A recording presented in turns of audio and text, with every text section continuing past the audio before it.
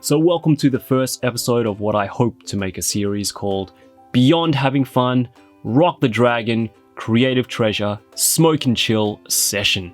Yes, it's a bit of a mouthful, and I was hoping that all these random words would kind of make for some kind of cool acronym like SHIELD or something, but I don't think BHFRDKSH sounds all too catchy.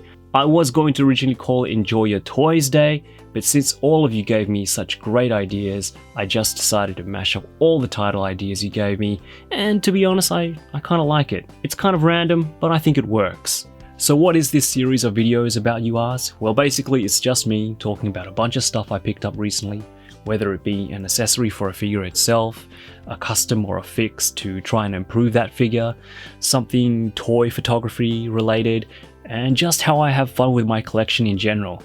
And that's what it's all really about, right? Having fun with this hobby, something I think I don't do nearly as enough as I should.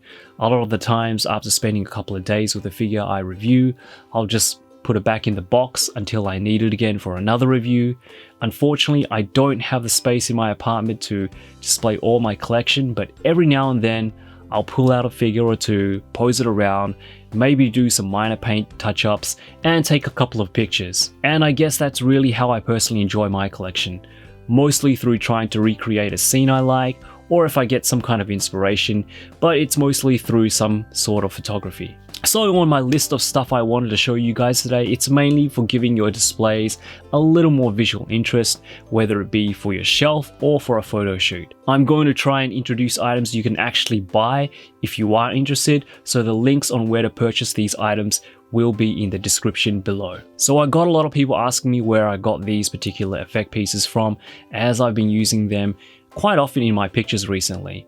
These effects come from the Figuarts standard line, and if you aren't aware of Bandai's model kit line by now, then their effect pieces might be a good place to get started. While I love their model kits, I know they aren't everyone's cup of tea, not everyone enjoys the building aspect, and for the most part, Figuarts already has most of the characters in their own lineup. But the effect pieces Figuarts puts out, in my opinion, are some of the best and most affordable accessories you can use for both Figuarts and Figuarts. I mean, you can pretty much use them for anything 1/12 scale. I've seen a ton of toy photography using the electric effects, the power-up effects, which come in a bunch of colors, but these particular effects are still a little unknown.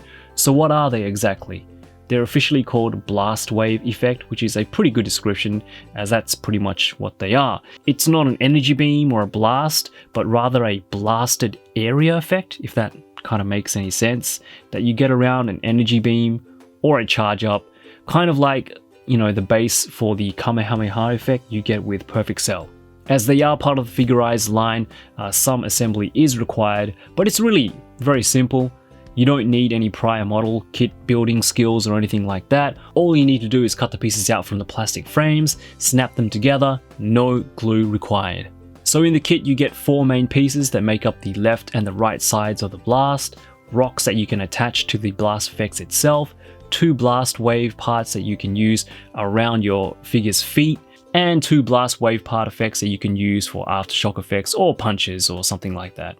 You also get some clear arms and connectors that you can use to hold up the effects in different configurations, but I just left these pieces on the frames. Actually, I don't think I kept them. I think I actually threw them away. Anyway, they are there if you want to use them, but personally I don't. I've never found a use for them. These effects come in 2 different colors, a clear color with a bluish tint and a yellow version as well.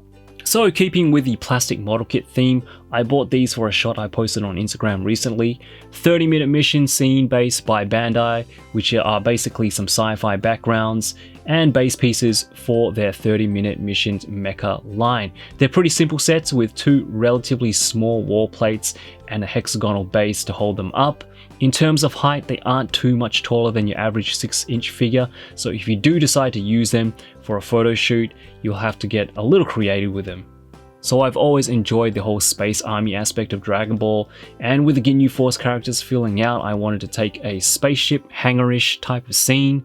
I don't own any dioramas, though I wish I did, But the thing about toy photography is that you don't always have to show all of the background. Most of the time it's just parts of the background that make it into the frame of the shot. It did take a bit of time to set up the shot, trying to fit all the pieces in the frame, but overall, They're pretty useful, and I think I'll be using them a lot more with other figures as well. So I'm sure a lot of you have seen toy reviewers, toy photographers, and customizers post these on their Instagram accounts recently, and while they're not exactly the same thing, I think they work perfectly to give your display or shot some more visual interest. Crates, that's right, everyone's doing them right now, and you've got some really talented customizers building crates from balsa wood or foam or whatever crazy materials out of scratch. But I ran across these at my 100 yen or dollar store the other day. They're made of plastic, the lid pops off, and they come in two colors, dark brown and beige. As is, I think they serve their purpose pretty well. They're a pretty good size, and if you have them stacked up like this, they make for a pretty cool backdrop. But if you have some customizing skills, you can definitely paint these guys up, give them a simple wash, bring out some of that detail, maybe a couple of custom decals to make them a little bit more unique. I think you could do some pretty creative stuff with these. So at the same 100 yen shop, I found these palettes as well, which are pretty cool. So again, for your display, for your dioramas, for a photo shoot, they come in a bunch of colors, but I picked up a brown, dark brown, and a black. There is some printed text on the side, but again, you can definitely paint these up if you wanted to. Even a simple matte clear coat I think would definitely work wonders for these pieces. I think this particular chain of 100 yen shops also had barrels and shipping containers, so I'm going to try and see if I can track those down. But yeah, 100 yen shops, your local dollar store, you can definitely find some pretty cool stuff sometimes. Next up is something I actually made myself, so it's nothing spectacular, but again, I think you can add some fun to your displays, to your photos. I use Adobe Illustrator for my work pretty much every day, so on my lunch break I gathered together some screenshots from Dragon Ball Fighters, Dragon Ball manga cells, and kind of redrew them in Illustrator. Printed them out, stuck them on some thick paper, and cut them out.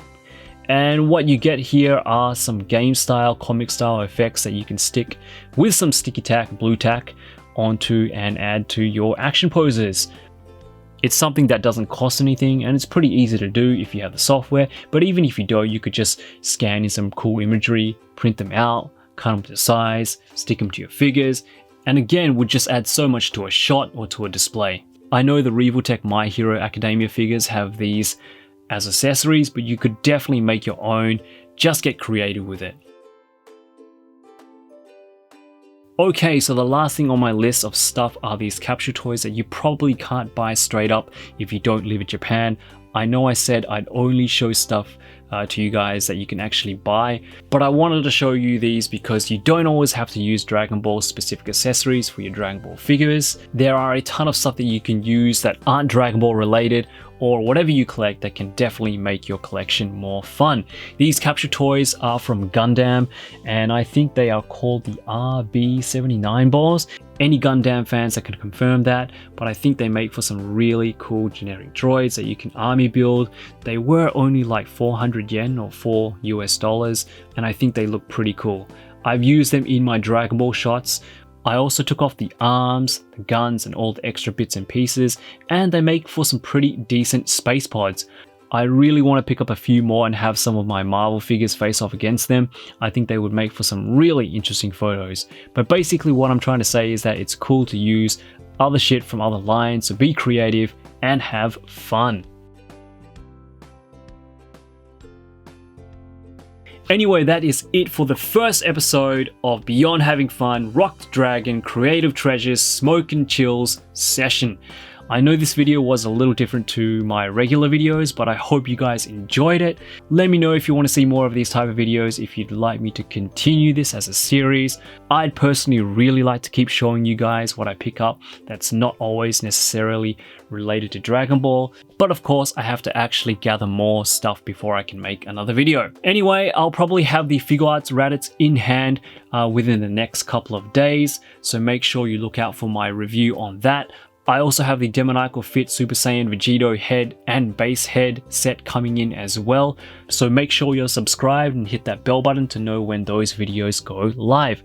Alright guys, thank you so much for tuning in again. Stay safe, keep healthy, and I'll be seeing you all very soon. Yoroshiku!